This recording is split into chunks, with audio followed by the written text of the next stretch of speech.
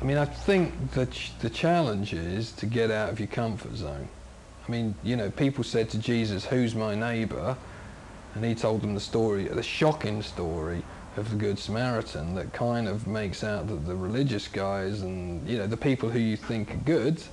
actually it's the person who's an outsider and a sinner who is the person who's the neighbour in the story. And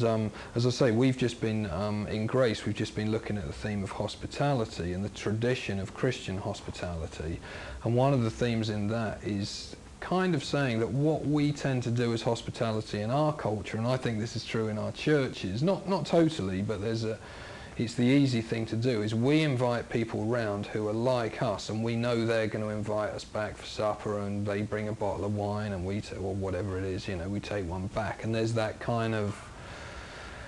thing. I mean, I've got a friend who says that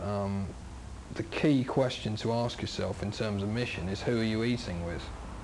You know, who do you invite round for meals and whatever else, and that will show. And I mean, I say that as a challenge to myself as much as to anybody else, that the tradition of Christian hospitality is as much about the welcoming of the stranger and the poor and the sinner as it is those who we're kind of comfortable with and are going to invite us back anyway. And I think that, for me, is where the area of challenge is about neighbourliness.